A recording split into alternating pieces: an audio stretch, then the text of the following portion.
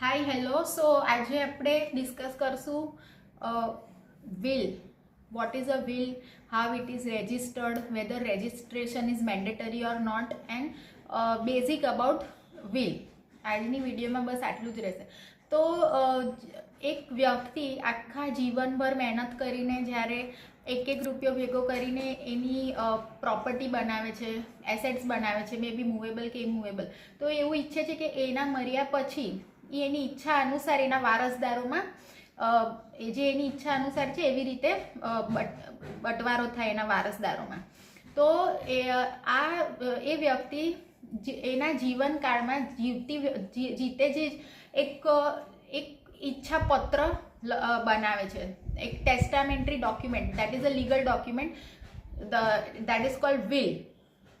એક testamentary document, એક ઈચ્છા પત્ર બનાવે છે, that is a legal document which is known as will, જેમાં એની ઈચ્છા અનુસાર અને એના વારસદારોના વર્તન, વ્યવહાર અને ફાઇનાન્શિયલ પોઝિશનને જોઈને એની પ્રોપર્ટીઝ અને assets, that is movable, immovable, and it covers the provision that he has made for the minor, appointing guardians for minor, charitable donations, all his assets, liabilities, and everything is mentioned in the will. Will is a financial roadmap of a testator that he makes during his lifetime, and which this will comes into execution only after the death of the testator who has made the will. That means it comes into execution એટલે ઇફેક્ટમાં ત્યારે જ આવે જ્યારે બનાવનારી વ્યક્તિ ગુજરી જાય પછી જે વિલમાંથી રાઇટ્સ ઉત્પન્ન થઈ શકે. So this much you got it. Now the second question is that who can make the will? Will એ વ્યક્તિ બનાવી શકે જેના જે 18+ હોય, સાઉન્ડ માઇન્ડ હોય અને કોઈ અનડ્યુ ઇન્ફ્લુએન્સમાં કે ડરમાં કે એવી રીતે નથી, એ સ્થિતિમાં એ પોતાની મરજીથી જ વિલ બનાવે છે. આ 3 કન્ડિશન્સ ઇમ્પોર્ટન્ટ છે. અને વિલ કઈ પ્રોપર્ટીઝ ઇન્ક્લુડ થાય છે વિલ જે બનાવે છે, એ કઈ પ્રોપર્ટીઝ પર વિલ બનાવી શકે. સૌથી પહેલાં તો એના નામ પર રજિસ્ટર્ડ પ્રોપર્ટી હોય એ પ્રોપર્ટી પર બનાવી શકે. સેલ્ફ એક્વાયર્ડ પ્રોપર્ટી, જે પ્રોપર્ટી એને વિલ થ્રુ મળી હોય એની પણ એની ઉપર વિલ બનાવી શકે, અને ગિફ્ટ થ્રુ મળી હોય એના પર બી વિલ બનાવી શકે. That is various things like investments, mutual fund, taxes, આ બધું જ વ્યવસ્થિત રીતે એને વિલમાં મેન્શન કરવું પડે. એનું પોતાનું નામ, પોતાના નામ સાથે પોતાનું બધું જ description, that is the testator himself. And another thing is that જેમ કે ઘણા ઘરો એવા છે ઇન્ડિયામાં જેના બહુ બધા સ્ટેટ્સમાં એક પ્રોપર્ટી હોય છે, એટલે કે રાજઘરાના હોય ને જે, તો એમાં they appoint executor in the will. Executor એ વ્યક્તિ હોય છે જે ટેસ્ટેટરના મર્યા પછી એવી જ રીતે he during the lifetime he administers and manages his property, and after that the executor will see that the administration, management, everything is done, and property જે એમના વારસદાર છે ટેસ્ટેટરના, એને એની ટેસ્ટેટરની ઈચ્છા અનુસાર જ એના વારસદારો વચ્ચે બટવાય છે, એનો બટવારો થાય છે. વિલમાં જેમ લખ્યું છે એવી જ રીતે એના વારસદારોની પ્રોપર્ટીની ઈચ્છા અનુસાર બટવારો થાય છે. This executor has to look into. And વિલમાં નોમિની અને બેનિફિશિયરી એ બેવ પણ હોય છે, જેની પાસે ઘણી બધી મૂવેબલ, ઇમૂવેબલ એસેટ્સ હોય તો એ લોકોએ નોમિની પણ રાખવા પડે છે એક્ઝિક્યુટરની જેમ. પણ nominee is one who is a mediator between the testator and beneficiary. That is, nominee doesn't he just receives the property, but he cannot take any legal benefit from the property, whereas beneficiary is the one who is the original legal owner of the property, assets, whatever that is mentioned in the will, and he can take the legal benefit from the property. This is the difference between executor, nominee and beneficiary. Now testator એટલે કોણ? એ વ્યક્તિ જે will બનાવે છે, જે પોતાની ઈચ્છા વિલમાં જતાવે છે, એને ટેસ્ટેટર કહેવાય. નાવ C there are many cases જ્યારે ટેસ્ટેટર એક વ્યક્તિ ડાઈઝ ઇન્ટરસ્ટેટ, એટલે કે એ વિલ બનાવ્યા વગર જ ગુજરી જાય છે. તો એવા કેસીસમાં શું થાય, જો અગર કોઈ વ્યક્તિ વિલ બનાવ્યા વગર ગુજરી જાય છે તો પછી આગળથી એના ગુજર્યા પછી પોટેન્શિયલ લીગલ ડિસ્પ્યુટ્સ થશે એના વારસદારો વચ્ચે. સેકન્ડ કે એવું પણ બની શકે, હા, એ પોટેન્શિયલ લીગલ ડિસ્પ્યુટ્સ તો થશે જ, પણ સેકન્ડલી એ જે પણ એની પાસે પ્રોપર્ટી એસેટ્સ હોય વોટેવર એ બધું જ પછી લો ઓફ સક્સેશન એક્ટ, મતલબ ઇન્ડિયન સક્સેશન એક્ટ છે, હિન્દુ સક્સેશન એક્ટ છે, પર્સનલ લોસ છે, રિલિજિયન સ્પેસિફિક લોસ છે, એના અનુસાર પછી એના વારસદારો વચ્ચે બટવારો થશે. તો ઇટ ઇઝ બેટર કે તમે તમારા જીતે જ વિલ બનાવી લો, કારણ કે પછી જો તમે વિલ નહીં બનાવો અને તમારું સમજો if you are 50+, I advise you to make a will, because હવે મીન્સ અચાનક કંઈ મૃત્યુ થઈ જાય તો પછી આગળથી વિલ નહીં હોય તો એ તમારી ઈચ્છા અનુસાર તમારી પ્રોપર્ટીનો બટવારો વારસદારો વચ્ચે નહીં થાય. હવે વારસદારમાં ક્યારે પણ વહુ અને જમાઈ નથી આવતા. That is, will is a legal document, testamentary document that comes into execution after the death of the person who has made the will. Okay, એટલે આ હવે સમજો વિલ એક્ઝિક્યુશનમાં આવ્યું છે, આફ્ટર ધ મૃત્યુ થઈ ગઈ છે જેને વિલ બનાવ્યું, now it comes into effect after the death. તો સપોઝ કોઈને વિલ ચેલેન્જ કરવું હોય તો વહુ અને જમાઈ આ બે જણ ક્યારે પણ વિલમાં શું કહેવાય રાઇટ્સ ક્લેમ ન કરી શકે, કારણ કે વહુ અને જમાઈના ઇનહેરન્ટ રાઇટ્સ આ પ્રોપર્ટી પર નથી, કારણ કે એ લોકો જે વ્યક્તિ વિલ બનાવે છે એના વારસદારની કેટેગરીમાં આવતા જ નથી. એટલે વારસદારની કેટેગરી નથી આવતો તો એ લોકો વિલને ચેલેન્જ કરી શકે નહીં. હવે વિલ બનાવતી વખતે તમારે શું ધ્યાનમાં રાખવાનું છે, અમુક લોકો ઘરમાં વિલ બનાવે છે, અમુક લોયર થ્રુ બનાવે છે, એડવોકેટ થ્રુ. તો ઇટ ઇઝ બેટર કે તમે એડવોકેટ પાસેથી જ વિલ બનાવો, કારણ કે તમને કોઈ કન્ફ્યુઝન હોય કે સમજો ઘણી બધી તમારી એવી એસેટ્સ પ્રોપર્ટી હોય તમને કન્ફ્યુઝન થતું હોય કે હું કોના વચ્ચે કેટલો બટવારો કરું, તો an advocate can advise you, and that is making a will through advocate adds a legal strength to your will and layer of authentication two.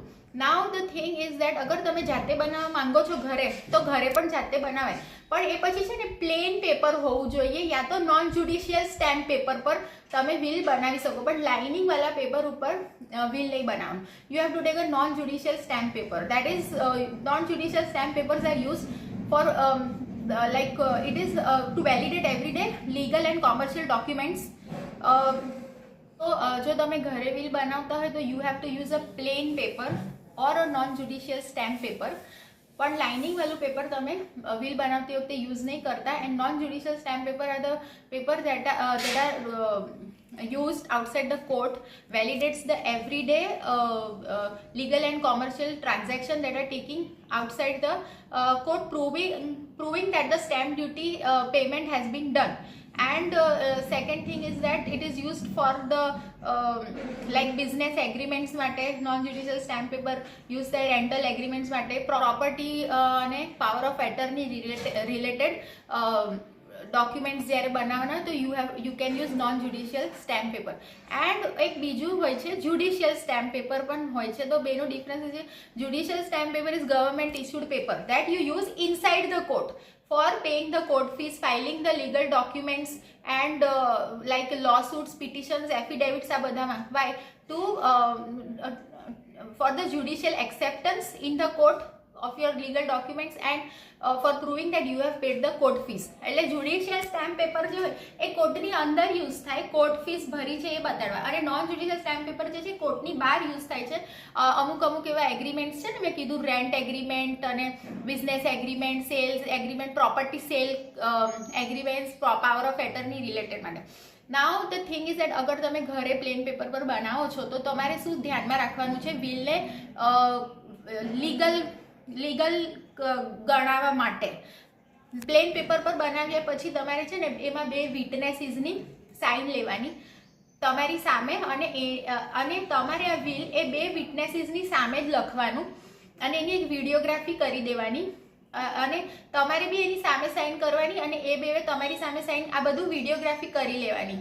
જો તમે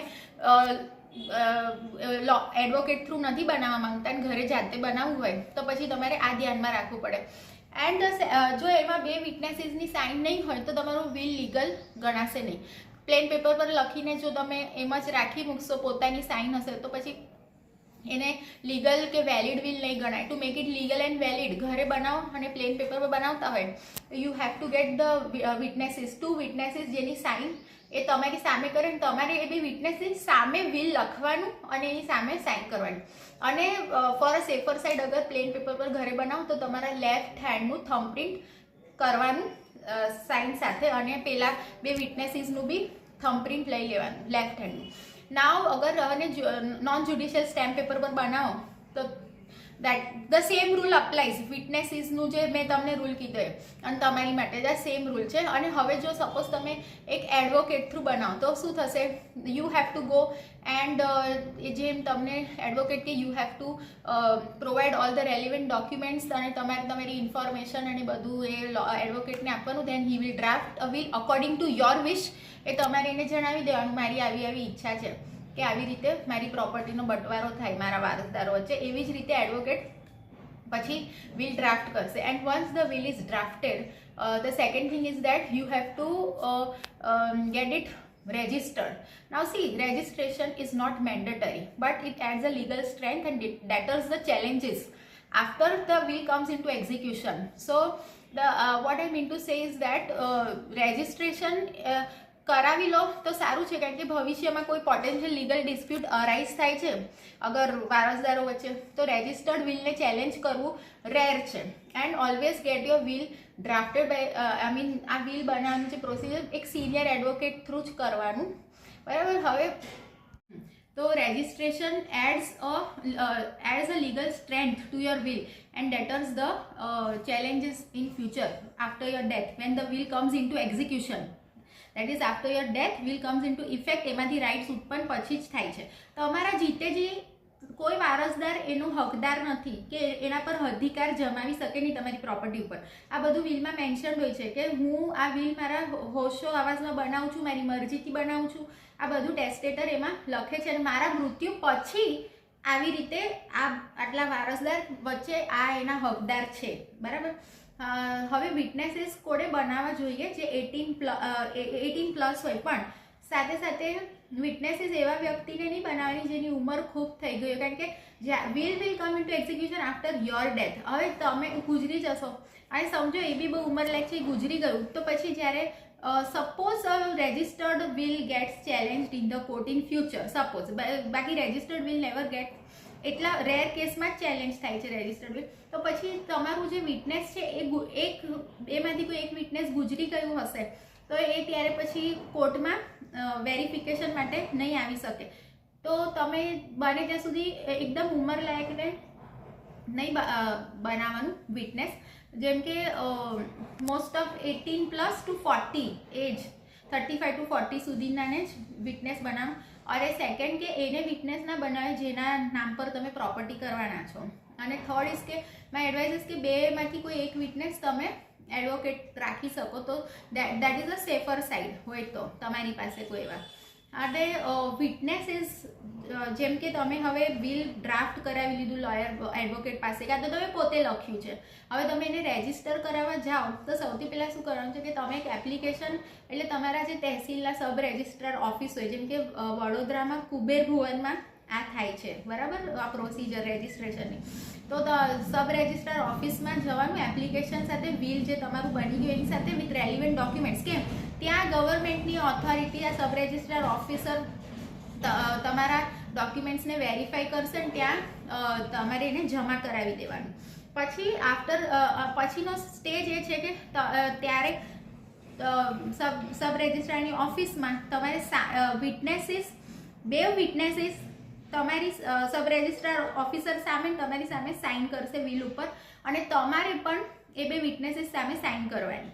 અને એક વિડીયોગ્રાફી પણ બને છે અને તમને કોઈ એક બે જનરલ ક્વેશ્ચન્સ પૂછવામાં આવે, સબ રજિસ્ટ્રાર ઓફિસર પૂછે જસ્ટ ટુ ચેક કે તમે કોઈ અનડ્યુ ઇન્ફ્લુએન્સ ડરમાં તો વિલ નથી બનાવ્યું એની માટે. અને પછી નોમિનલ ફીસ ભરવાની હોય છે અને અમુક દિવસ પછી રેજિસ્ટ્રેશન સર્ટિફિકેટ તમારા વિલનું તમારા હાથમાં આવી જાય. અને બીજા ડોક્યુમેન્ટ્સ હોય છે તમારું અને વિટનેસીસનું ફોટોગ્રાફ, પ્રૂફ આઈડી, એમાં આધાર કાર્ડ હોય છે. આ લઈને તમારે જવાનું અને ત્યાં આ બધું જ સબ રજિસ્ટ્રાર ઓફિસર વેરીફાઈ કરે કે આ બધું ઓકે છે કે નહીં એવી રીતે. અને પછી તમારું થોડાક દિવસ પછી રેજિસ્ટ્રેશન સર્ટિફિકેટ આવે વિલનું. Now the thing is that certified copy of will you can, તમારા જીવનકાળમાં તમે સર્ટિફાઈડ કોપી ઓફ વિલ ચાહો એટલી વાર સબ રજિસ્ટ્રાર ઓફિસ જઈને કઢાવી શકો. અને રિવોકેશન ઓફ વિલ, હા, જેમ કે હવે એક વ્યક્તિએ વિલ બનાવ્યું છે પણ પછી એને એવું લાગે છે કે નહીં હવે મારે બીજું બનાવવું છે, તો you can make a second will two. પણ એમાં પછી શું લખવાનું કે my previous will is null and void. જે વિલ મેં આ ડેટ ઉપર બનાવ્યું છે અને જેની અંદર મેં આ લખ્યું છે બધું, એ નલ એન્ડ વોઇડ છે. મારું આ લાસ્ટ વિલ જે છે એ જ માન્ય મનાશે, વેલિડ અને લીગલ ગણાય છે. એ તમારી લાસ્ટ વિલમાં લખવું પડે કે મેં 3-4 વિલ અગાઉ જે આ તારીખના બનાવ્યા છે એને હું કેન્સલ કરાવું છું. સબ રજિસ્ટ્રારની ઓફિસમાં જઈને તમારે પહેલાં એને એપ્લિકેશન દઈને કેન્સલ કરાવવું પડે જો રેજિસ્ટર્ડ હોય તો. અને પછી છે ને આમાં એવું લાસ્ટ વિલ જે છે એમાં તમારે લખી નાખવાનું કે આ મારું લાસ્ટ વિલ જ માન્ય ગણાશે. ઠીક છે. હવે the question is that there is one more legal instrument with will, that is a codicil. Codicil એક લીગલ ઇન્સ્ટ્રુમેન્ટ છે જ્યારે તમારું મેઇન વિલ જે છે ફાઇનલ વિલ બની ગયા પછી તમને એવું થાય છે કે માઇનર ચેન્જીસ લાવવાના છે કે એડિશન કરવાનું છે કે સબસ્ટ્રેક્શન કરવાનું છે અને એ બહુ માઇનર હોય તો then you can attach a codicil to your main will. And codicil બનાવતી વખતે પણ આ વિલના જ બધા જ રૂલ્સ એના કોડિસિલ પર લાગુ પડે છે વિથ ધ વિટનેસીસના રૂલ જે છે અને જે તમારી માટે જે રૂલ છે એ, બરાબર. હવે જેમ કે કોઈ વ્યક્તિ અગર બહુ જ ઘરડું હોય અને એમને એવું લાગે 1-2 દિવસમાં કે હું કદાચ મારું મૃત્યુ થઈ જશે અને ઘરે બેસીને વિલ બનાવતા હોય તો you have two make a videography of it. And બને ત્યાં સુધી જો એ વિલ બની ગયું અને તમે લખે છે એની વિડીયોગ્રાફી અને એમના પાસે જો બોલાવડાવાતું હોય તો તમે બોલાવડાવી લેવાનું and you have to take the videography of it. હવે વિલ કોને એ વ્યક્તિ બનાવનાર એની પ્રોપર્ટીના એસેટ્સ કોની વચ્ચે વેચી શકે છે? એ જેને ચાહે એને દઈ શકે છે. તમે તમારા ઘરનાને દઈ શકો છો, કોઈ તમારું લોયલ સર્વન્ટ છે સપોઝ એને બી થોડો શેર દઈ શકો તમારી ઈચ્છા અનુસાર. તમે કોઈ તમારા ફેમિલી ફ્રેન્ડને પણ દઈ શકો છો તો અમુક શેર જે તમારી ઈચ્છા એવી રીતે. તો ઠીક છે, તો એ ચાહે એટલા લોકોને એની ઈચ્છા પ્રમાણે શેર્સ દઈ શકે છે જે વિલ બનાવે છે એ. હવે સપોઝ તમારી પાસે એવી પ્રોપર્ટીના એસેટ્સ છે જે વિદેશમાં પણ છે અને ઇન્ડિયામાં પણ છે, તો દેટ મેક 2 ડિફરન્ટ વિલ. કારણ કે જો તમે એક કમ્બાઇન્ડ ગ્લોબલ વિલ બનાવશો તો એમાં છે ને થોડુંક ડિસ્પ્યુટ્સ અરાઇઝ થવાના ચાન્સ છે. જો તમારી પાસે વિદેશમાં પ્રોપર્ટી હોય તો એની વિલ અલગ બનાવો અને ઇન્ડિયામાં પ્રોપર્ટી હોય એની વિલ અલગ બનાવો. હવે અને સપોઝ એવું બને કે you have two execute a will outside India to cover the properties you have in India. You need an apostille certificate. Apostille certificate is like used for international use that validates the it gives authentication to the legal document and makes it legally valid for the use outside in other countries. That you get this certificate from central authority, that is Ministry of External Affairs. And એને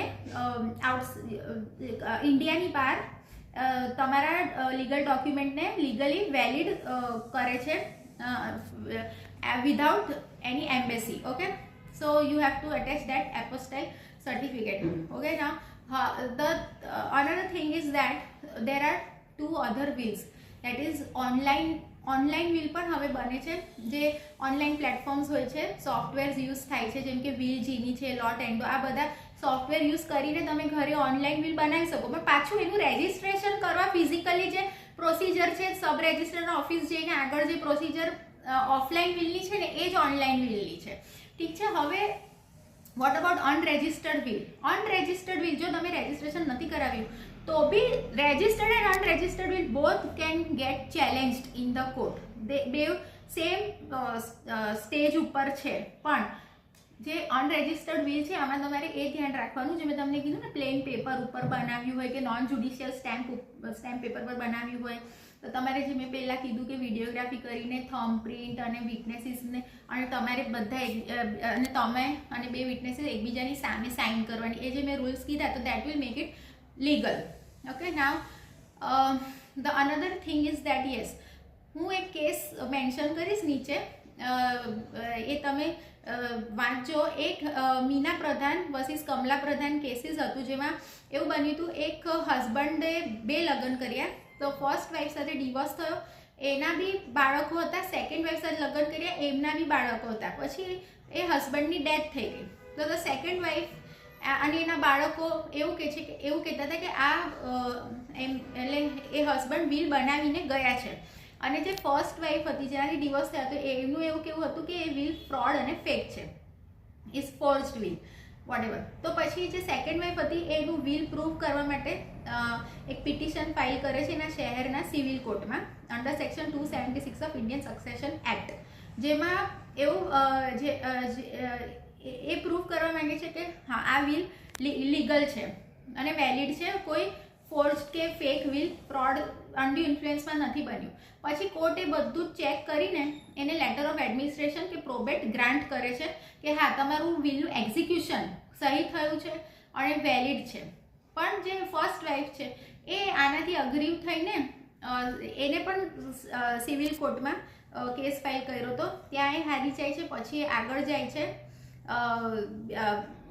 higher કોર્ટમાં, there also she gets aggrieved, then she files a case at high court, there also she gets aggrieved by the decision, finally she goes to the supreme court. Now આ case પરથી એવું judgement આવ્યું છે કે section 63 of Indian succession act and section 68 of Indian evidence act has to be taken into consideration, કે જેમાં section 63 of Indian succession act mentions that કે rule છે કે જે વિલ બનાવે છે અને 2 વિટનેસીસ જે છે, તો વિલ બનાવનારા વ્યક્તિ 2 વિટનેસીસ સામે વિલ બનાવે છે અને એની સામે સાઇન કરે છે, અને 2 વિટનેસીસ એ ટેસ્ટેટરની સામે સાઇન કરીને વેરીફાઈ કરે છે કે હા આ વિલ ટેસ્ટેટરે અમારી સામે લખ્યું છે અને અમારી સામે અમે 2 એકબીજા સામે સાઇન કરી છે. અને section 68 of Indian evidence act એ આ કેસમાં કહે છે કે અગર તમારી વિલ ચેલેન્જ થાય છે તો તમારે શું કરવાનું કે કોર્ટમાં ત્યારે છે ને એ લોકો એક વિટનેસને બોલાવે કે શું આ બધું આ વિલ તમારી સામે બન્યું હતું, આ ભાઈની ઈચ્છા અનુસાર બન્યું હતું, તમે આમાં સાઇન કરી છે, સામેવાળાએ તમારી સામે સાઇન કરી છે, આ બધું પૂછે અને જે વિટનેસ છે એ પ્રમાણે જવાબ આપે તો તમારી વિલ લીગલ અને વેલિડ ગણાય અને પ્રોપર એક્ઝિક્યુશન થયું છે એવું ગણાય. અને સપોઝ એક વિટનેસ એ નથી આવી શકતો તો સેકન્ડ વિટનેસને બોલાવે, તો સેકન્ડ વિટનેસ આવીને આ બધું કોર્ટમાં પ્રૂવ કરી શકે. અને વિટનેસીસ તમારે બહુ જ વિશ્વાસુ અને ચતુર લેવા પડે, કારણ કે દે both are only the one those can verify your will in the court કે હા ભાઈ અમારી સામે આ બન્યું છે. નાવ એક જેમ કે ઘણા કેસીસ, હવે જો ઘણા કેસીસ એવા છે કે સપોઝ એક Hindu married woman dies without making a will, that is she dies intestate, she has not made any will, તો પછી શું થશે? એના જે લીગલ હેર્સ છે એમાં ક્લાસ 1 લીગલ હેર્સ હોય, ક્લાસ 2 લીગલ હેર્સ હોય according to the Hindu succession act. Class 1 legal હેરમાં આવે છે એના છોકરાઓ છોકરીઓ અને એના હસબન્ડ, અને સપોઝ એ મેલ હોય તો આવે છે છોકરાઓ છોકરીઓ વાઇફ અને એની મધર, અને સેકન્ડ ક્લાસ લીગલ હેરમાં આવે છે એના ફાધર. પણ સપોઝ એ હિન્દુ મેરિડ ફિમેલ છે and she dies without making a will, તો એના ફર્સ્ટ લીગલ હેરમાં કોણ આવે છે? એના છોકરા છોકરી અને હસબન્ડ. તો હવે suppose she dies without making a will, તો આ ફર્સ્ટ ક્લાસ લીગલ હેરમાં according to the Hindu succession act property equal શેર્સમાં એનો બંટવારો થશે according to section 15 and 16 of Hindu succession act. જેમ કે હવે સપોઝ બે છોકરા છે, એને એક છોકરી છે ને હસબન્ડ છે, તો આ ચારે વચ્ચે 25% ડિવાઈડ થશે according to the succession act. હવે અમુક છોકરા એવું બી કહે છે કે અમે મમ્મી પપ્પાને રાખ્યા છે એન્ડ જે બેન હતી એ કંઈ હેલ્પ નહોતી કરતી રાખવામાં, મેરિડ હોય કે અનમેરિડ હોય, આ બધું કોર્ટમાં મોરલ ડ્યુટીઝ કન્સિડર નહીં થાય. If that Hindu married lady has died without making a will, તો એ ઇક્વલ શેર્સમાં જ પટાશે. અને સપોઝ છોકરી એની ડોટરના મેરેજ થઈ ગયા હોય અને ઘણા કેસીસમાં એ મમ્મી પપ્પાને રાખતી હોય સાસરે, અને પછી એ એવું ક્લેમ કરે કે મેં જ મમ્મી પપ્પાને આખી જિંદગી રાખ્યા છે, બે ભાઈઓએ કંઈ નથી કર્યું, તો આ બધી મોરલ ડ્યુટીઝ કોર્ટમાં નહીં ચાલે. જે રૂલ છે હિન્દુ સક્સેશન એક્ટનો એ જ પ્રમાણે એના ભાઈઓને બી 25% મળશે ને એને 25% અને હસબન્ડને 25% મળશે. તો court doesn't C the moral duty in the cases where Hindu married woman has died intestate. Now the second thing is that ઘણા કેસ એવા હોય છે when she dies intestate. હવે આ બે ભાઈ અને એક બેન છે, તો એમાંથી એક ભાઈ એ પ્રોપર્ટી પર કબજો કરી લીધો હોય, કાં તો એ પ્રોપર્ટીના પેપર એની પાસે હોય અને ના કાઢતો હોય, તો શું કરવાનું કે બીજા લીગલ હેડ્સે પાર્ટીશન સૂટ ફાઇલ કરવું પડે સિવિલ કોર્ટમાં, અને એક સ્ટે ઓર્ડર લેવો પડે કે એ જેના પ્રોપર્ટી હી હેઝ પોઝેશનમાં છે પ્રોપર્ટી અને એની પાસે કાગળિયા છે, પણ એ કોઈ થર્ડ પાર્ટીને વેચી ના શકે જ્યાં સુધી આ કેસ સોલ્વ ના થાય ત્યાં સુધી. તો આ બધા પોઈન્ટ્સ છે વિલના જે ઇમ્પોર્ટન્ટ છે. અને યસ, ઓનલાઈન વિલ પ્લેટફોર્મ્સ છે જે મેં તમને સમજાવ્યું, તે ડિજિટલ વિલ પણ હોય છે, that is not legally binding in India. Online will અલગ છે, ડિજિટલ વિલ એ છે જે અમુક લોકો વિલ બનાવે છે મર્યા પછી મારું સોશિયલ મીડિયા અકાઉન્ટ, ઈ ક્લાઉડ અને જે આ બધું સોશિયલ મીડિયા પ્લેટફોર્મ પર એના અકાઉન્ટ્સ હોય એ કોણ મારા મર્યા પછી હેન્ડલ કરશે. તો digital wills are not legally binding in India. Social media account handle કરવા પણ કે ભાઈ મારા મૃત્યુ પછી આ લોકો મારું સોશિયલ મીડિયા અકાઉન્ટ, ઈ ક્લાઉડને આ જે બી બન્યા હોય બધા એ મારા મૃત્યુ પછી હેન્ડલ કરશે, but digital wills are not legally binding, and online and offline both the wills are legally binding. Now what is the difference between the getting your will registered and notarization? Getting a will registered adds a authentication to your will, legal strength to your will, and that is the future potential disputes. And notarization, હવે જો રજિસ્ટ્રેશનનું process થોડુંક લાંબુ છે અને notarization is like very simple procedure અને time consuming નથી. Notarization એટલે એક government appointed practicing advocate, that is a notary public, he is doing attestation of your will અને ચેક કરે કે હા 18+ છે આ ભાઈ, સાઉન્ડ માઇન્ડ છે, જેને વિલ બનાવ્યું છે, અને બે વિટનેસ સામે સાઇન કરી, બે વિટનેસીસની સાઇન છે આની ઉપર, અને એ કોઈ ડરમાં દબાવમાં આવીને વિલ નથી બનાવતા. એ નોટરી પબ્લિક આટલું ચેક કરે. જ્યારે સબ રજિસ્ટ્રારની ઓફિસમાં શું છે કે તમારા સામે સબ રજિસ્ટ્રાર ઓફિસર સામે જ સાઇન થાય વિટનેસીસની તમારી, અને વિડીયોગ્રાફી થાય, પ્લસ તમારા રેલિવન્ટ ડોક્યુમેન્ટ્સ વેરીફાઈ થાય, જમા થાય ત્યાં, અને પછી તમને એક રજિસ્ટ્રેશન સર્ટિફિકેટ વિલનું મળે. So more safer side, if you want, you can go for registration of will. And will નું રજિસ્ટ્રેશન, બીજા લીગલ ડોક્યુમેન્ટ્સનું રજિસ્ટ્રેશન તમારે કેવું 4 મહિનાની અંદર કરાવી લેવું પડે, પણ વિલનું રજિસ્ટ્રેશન તમે લાઈફ ટાઈમ કરાવી શકો. એમાં કોઈ એ નથી હોતું, શું કહેવાય, કોઈ લિમિટેશન નથી, લિમિટેશન પીરિયડ વિલના રજિસ્ટ્રેશન માટે હોતું નથી. હવે જે મેં તમને પહેલાં એક પાર્ટીશન સૂટની વાત કરી, દેટ યુ હેવ ટુ, એના માટે પણ કોઈ limitation, will related partition suit જે છે એના માટે કોઈ લિમિટેશન નથી હોતું, because that is your inherent rights that you have to file under order 39 rule 1 and 2. So આ આજનું જે મેં તમને આ વિલ રિલેટેડ આટલું જણાવ્યું, I hope that is very helpful for you.